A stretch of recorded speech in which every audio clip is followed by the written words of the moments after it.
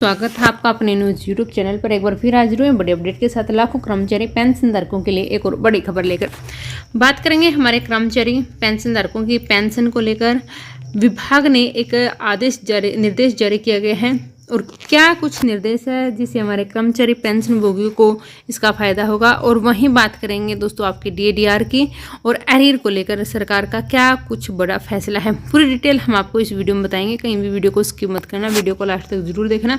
Video आपके लिए बेहद यूजफुल है। अगर आपने चैनल पर फर्स्ट टाइम विजिट किया तो चैनल को जरूर सब्सक्राइब करें, साथ ही साथ बेल आइकन को भी जरूर दबाएं, जो न्यूज आती है उसका नोटिफिकेशन आपके पास तुरंत पहुँच के। तो दोस्तों राज्य सरकार का बड़ा तोहफा अब हमारे जो पेंशन धारकों को मिलेगी अतिरिक्त पेंशन। वित्त विभाग ने निर्देश जारी। वित्त विभाग ने आदेश के तहत कहा कि 95 से 100 साल उम्र वालों को 50% बेसिक फैमिली पेंशन और 100 साल से अधिक ज़्यादा उम्र बुजुर्गों को पेंशन का 10% बेसिक पेंशन दी जाएगी। कैसे दी जाएगी दोस्तों? बुजुर्ग जो पेंशनों के लिए खुशखबरी निकलकर सामने आ रही है। और होली से पहले राज्य मोहन यादव सरकार ने बुजुर्ग पेंशन को बड़ा तोहफा देते हुए अतिरिक्त पेंशन की मंजूरी दी है। वित्त विभाग ने इस संबंध में आदेश जारी करते हुए कहा कि वित्त विभाग के पिछले निर्देशों में कोई बदलाव नहीं किया गया, वे पूरी तरह से इस तरह लागू रहेंगे। आदेश के तहत राज्य सरकार के पेंशनों को अतिरिक्त जो पेंशन पात्रता है उनके लिए निर्धारित आयु पूर्ण होने के आगामी माह से देय होगी। उदाहरण के तौर पर यदि ये कहें कि अगर किसी पेंशन की जन्म तिथि 1/8/1942 है या फिर 20/8/1942 तो 20% की दर से अतिरिक्त पेंशन की पात्रता 1/9/2022 को होगी। इसी प्रकार आगे की जो अतिरिक्त पेंशन की पात्रता के लिए आयु की गणना का आधार होगा। और वित्त विभाग ने पेंशन पात्रता का भ्रम की स्थिति को दूर कर दिया गया है। वहीं बात करेंगे जो विभाग ने जारी किया है, जो अधिकारी को निर्देश दिया, क्या कुछ दिया दोस्तों? यदि कोई पेंशन 100 वर्ष की आयु पूरी कर लेता है तो अतिरिक्त पेंशन है उसकी पात्रता 100% हो जाती है। यदि एक कर्मचारी मार्च में सेवानिवृत्ति पूरी हुआ तो अतिरिक्त पेंशन की पात्रता अप्रैल से होगी। वित्त विभाग के उप सचिव पी.के. श्रीवास्तव जी ने सभी विभागाध्यक्ष, कलेक्टर, कमिश्नर को पत्र के माध्यम से अतिरिक्त पेंशन की स्वीकृति को लेकर जो स्थिति है वो स्पष्ट की है। वहीं दोस्तों जो कितनी आपकी पेंशन बढ़ेगी, क्या कुछ कहा है वो भी हम आपको इसमें बताएंगे। स्थिति स्पष्ट करने के बाद जो आदेश के तहत 80 या 85 वर्ष की आयु पूरी कर चुके बुजुर्गों को 20% अतिरिक्त पेंशन का लाभ दिया जाएगा। 85 से 90 वर्षों को 30% बेसिक और फैमिली पेंशन है दोस्तों 90 साल से 95 को 40% और फैमिली पेंशन दी जाएगी। 95 से 100 को 50% बेसिक पेंशन दी जाएगी। और 100 साल या इससे ज़्यादा उम्र वाले जो बुजुर्ग हैं उनको 100% बेसिक पेंशन और फैमिली पेंशन का लाभ भी दिया जाएगा।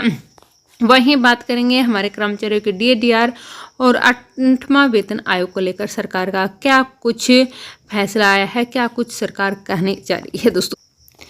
सरकारी कर्मचारियों के लिए 8वां वेतन आयोग की घोषणा को लेकर एक महत्वपूर्ण मोड़ साबित होने वाली है। प्रधानमंत्री नरेंद्र मोदी जी द्वारा जनवरी में अनुमति के बाद देश भर में सरकारी कर्मचारियों ने इसके कार्यान्वयन को लेकर उत्सुक बढ़ गई है। यह आयोग न केवल केंद्रीय कर्मचारी बल्कि राज्य सरकार के कर्मचारियों के जीवन में भी बदलाव लाने की उम्मीद की जा रही है।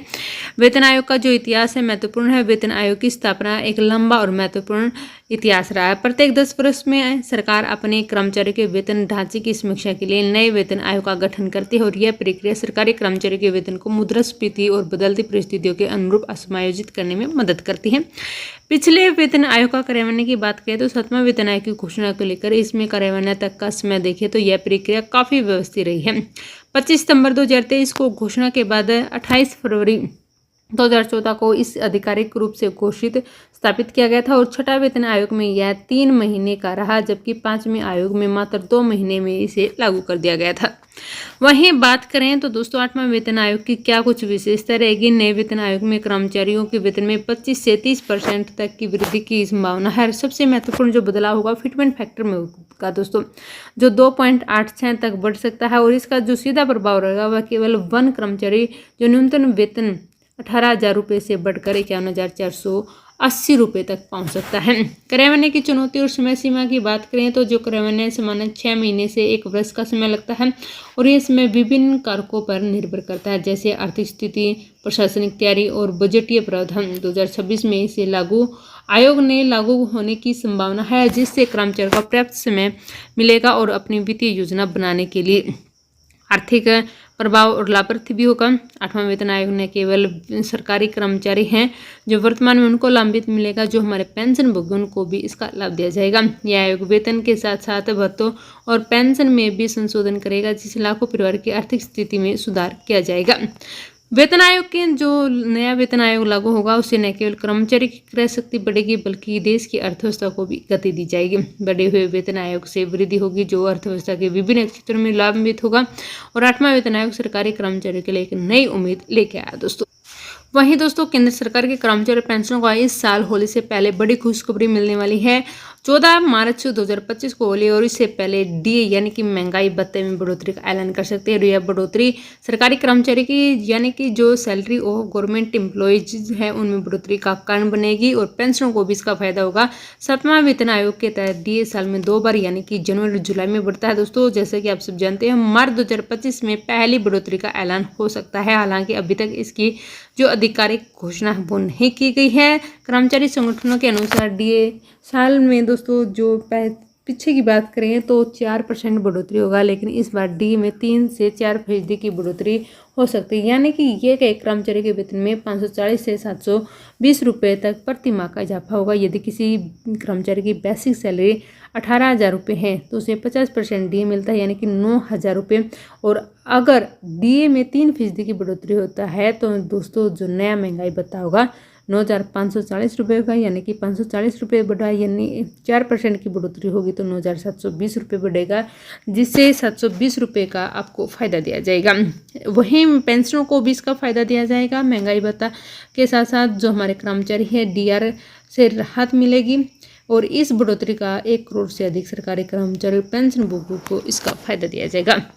अक्टूबर 2024 से सरकार 3% डीए बढ़ा था, जिससे डीए 53% हो गया था, यानी कि 3% की बढ़ोतरी हुई थी, 50 से 53 हो गया था।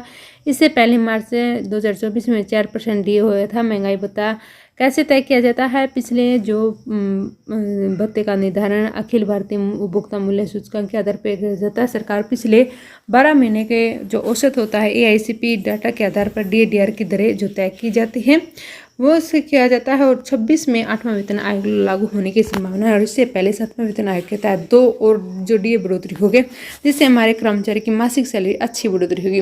दोस्तों ये थी आज की मेरी लेटेस्ट अपडेट। आशा करते हैं आपको वीडियो अच्छी लगी होगी। वीडियो अच्छी लगे तो लाइक जरूर करें, सब्सक्राइब करें, अपने दोस्तों के साथ भी जरूर शेयर करें। मिलेंगे एक और बड़े अपडेट के साथ नेक्स्ट वीडियो में। तब तक आप सभी को धन्यवाद। जय हिंद, जय जवान, जय किसान।